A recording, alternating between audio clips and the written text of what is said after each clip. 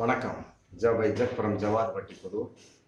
Power writer அப்படிங்கிற YouTube channel மூலமாக உங்களை மீண்டும் சந்திக்க ரொம்ப மச்சட்ட மகிழ்ச்சி.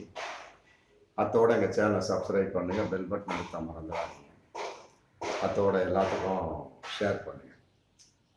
அதாவது அனைத்துலக முத்தமிழ் முருகன் மாநாடு பழனியில் 3ஆம் படை வீடு ரொம்ப சிறப்பாக நடத்தி முடித்திருக்கிறது இந்த திராவிடர் மாடல் ஆட்சி. பொதுவாக திராவிட மாடல் திமுக திராவிட முன்னேற்ற கழகம் அப்படின்னாலே இந்துக்களுக்கு எதிரானவர்கள், மதத்துக்கு எதிரானவர்கள் அப்படிங்கிற மிகப்பெரிய ஒரு முகமூடியை போட்டிருந்தாங்க.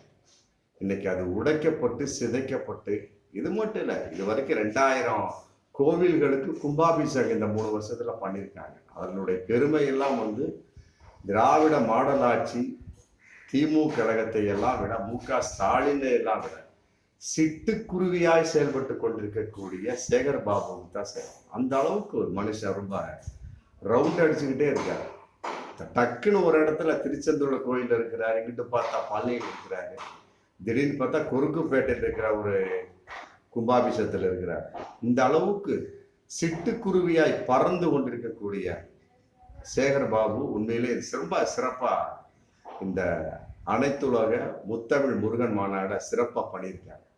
உண்மையிலே இது திமுக கழகத்துக்கு கிடைத்த மிகப்பெரிய ஒரு பெருமைன்னு நான் சொல்லணும். 3ஆம் படை வீடு முருகனுடையது. இந்த விழா 2 நாட்கள் நடத்தி முடிச்சிருக்காங்க, சனி ஞாயிறு. மொத்தம் 6 வேளை உணவு. அதுல இளநீர் இட்லிலாம் போட்டிருக்காங்க. அந்த அளவுக்கு ரொம்ப சிறப்பான வித்தியாசமான, ஏன்னா கருப்பட்டி காப்பி, மற்ற லட்டுலே வித்தியாசமான லட்டுகள், மற்றபடி ஜிலேபி, மற்ற சாப்பாட்டு வகையில ஏகப்பட்ட சாப்பாட்டு வகைகள். ஆமா, பல கோடி ரூபாய் செலவுல சிறப்பாக பண்ணி முடிச்சிருக்காங்கிறது உண்மையிலே பெருமைக்குரிய விஷயமாக இருந்தாலும் கூட, அதுல ஒரு சின்ன குறைபாடாக நாம் பார்க்கக்கூடிய விஷயம். அதாவது எப்படின்னு கேட்டீங்கன்னா, இந்து மக்களுடைய ஒரு வழிபாட்டு தலமான அந்த முருகன் தண்டாயுதபாணி கோவில் முருகன் பழனி வழிபாட்டு தலத்துல இந்துக்களை ஈக்குவலா இஸ்லாமியர்களும் அங்கு வந்திருந்தார்கள் அப்படிங்கிற பார்க்கின்ற சமயத்துல உண்மையிலே அதற்கு சாதாரண நாட்களில் உள்ளே நுழையக்கூடாது அப்படிங்கிற ஒரு தடை இருக்கு பத்தியா. அதுக்கு இன்னை வரைக்கும் திமுக அரசு மேல் முறையீடு செய்யவில்லை அப்படிங்கிற ஒரே ஒரு குறைதான். இந்த நடந்து முடிஞ்ச அந்த முத்தமிழ் முருகன் மாநாட்டில் கூட பக்கத்துல நெய்க்காரன்பட்டி, எங்கூர் பக்கத்துல ஜவாதுபட்டி புதூர், மற்றபடி மானாமூனா கோவிலூர், மற்ற இங்க இருக்கக்கூடிய விருப்பாச்சி, அங்கெல்லாம் ஏகப்பட்ட இஸ்லாமிகள் கூட்டம் கூட்டமாக வாழுகின்ற ஒரு கோவில். அங்கிருந்து கூட மக்கள் அந்த மாநாட்டில் கலந்துக்கிட்டாங்க. அப்படின்னா மதம் தொலைந்து விட்டது அப்படின்னு நம்ம சொல்ல முடியும்.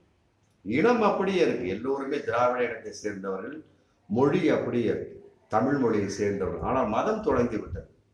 பாருங்க, இது முருக பெருமானினுடைய பெருமையா, திராவிட மாடல் ஆட்சியினுடைய பெருமையா, இவை அனைத்தையும் கையில் வைத்துக் கொண்டு செயல்பட்ட அமைச்சர், இந்து சமய நலத்துறை அமைச்சர் சேகர் பாபுவினுடைய பெருமையா அப்படிங்கிற மக்களாகிய நாம் தான் புரிந்து கொள்ள முடியும். அந்த அளவுக்கு மிக உயர்ந்த நிலையில உணவுகளை பரிமாறி வரக்கூடிய அனைவர்களுக்குமே அற்புதமான மரியாதைகள் செய்து, அங்க இருக்க ஒட்டர் சட்டம், சக்கரபாணி, மற்ற சோல்ஸ் எல்லாம் குழுமி அங்கு ஒன்றாக குழுமி அந்த விழாவை ஒரு அற்புதமாக செய்து முடித்திருக்கிறாங்க. அந்த விழாவுக்குள்ள இந்துக்கள் மட்டுமே கலந்து கொண்டார்களா அப்படிங்கிற மாதிரிலாம் கிடையாது. இஸ்லாமியர்கள், மற்றபடி வேற்றுமத நண்பர்கள், அதில் குறிப்பா கிறிஸ்துவர்களையும் மற்ற வேற்றுமத நண்பர்கள் நாம் காண முடியாது. ஆனா இஸ்லாமை நாம் நிறைய பார்க்கின்ற ஒரு சூழல்.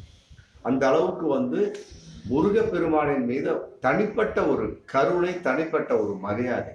ஆமா, இதை புரிந்து கொள்ளாமல் சில ஒரு மதவாத கும்பல் என்ன பண்ணிட்டாங்க, ஒரு 1.5 வருஷத்துக்கு முன்னால கோர்ட்ல கேஸ் போட்டு இந்துக்களை தவிர யாரும் உள்ளே நுழையக்கூடாது அப்படின்னு ஒரு உத்தரவு வாங்கி வச்சிருக்கிறாங்க. அதன் அடிப்படையில இப்போ பாருங்க, மாநாடு நடந்தது. அந்த மாநாடுக்குள்ள இந்துக்கள் மட்டும்தான் வரணும் அப்படிங்கிற மாதிரி உங்களால் செயல்படுத்த முடிஞ்சதா?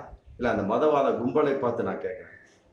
இந்துக்கள் மட்டும்தான் இந்த மாநாட்டை கலந்து கொள்ளணும், மற்ற யாரும் கலந்து கொள்ளக்கூடாது அப்படின்னு உங்களால் தடுக்க முடிந்ததா? இஸ்லாமியர்கள் நிறைய கலந்துக்கிட்டாங்க. அவன் இருக்கக்கூடிய சுற்று வட்டத்திற்கு கிராமத்தில் அனைத்து இஸ்லாமியர்களும் அங்கே கலந்து நன்றாக அந்த மாநாட்டை அனுபவித்தார்கள். அங்கு பலவிதமான உரையாடல்களை கேட்டு மகிழ்ந்தார்கள் அப்படிங்கிறது தான் பகிரங்கமான உண்மை. என்ன இருந்தாலுமே ஒரு சின்ன குறைபாடாக நான் சொல்லிக்கொண்டு அதே தான். ஆமா, இதன் மூலமாக திமுக அரசு இந்த அளவுக்கு வெற்றிகரமா செஞ்சு முடிச்சுட்டீங்க. உண்மையிலே சந்தோஷமான ஒரு விஷயம்தான். நான்லாம் வந்து ஒரு மூளையில் உட்காராமல் அந்த மாநாடு முழுசுல ரவுண்ட் அடிச்சு அந்த அளவுக்கு அற்புதமா மனசுக்கு சந்தோஷமாக இருந்தது. ஞானம் பொங்கி வழிந்தது. ஆன்மீகம் வந்து எங்கு அந்த ஒரு நிலைப்பாடுவே தெரியும். அந்த அளவுக்கு உடல் முழுதும் மனம் முழுதும் ஆன்மீகம் அப்படி நிலைத்து போய்விட்டது. அந்த அளவுக்கு முருகப்பெருமானுடைய ஒரு தரிசனம் மதம் கடந்து இஸ்லாமியர்களை வந்து அங்கு ஈர்க்க செய்தது அப்படிங்கிறத பகிரங்கமான ஒன்று. இருந்தாலும் மற்ற நாட்களில் அங்கு நுழைய முடியுமா அப்படிங்கிற மிகப்பெரிய ஒரு கேள்வி இன்னைக்கு வந்திருக்கு.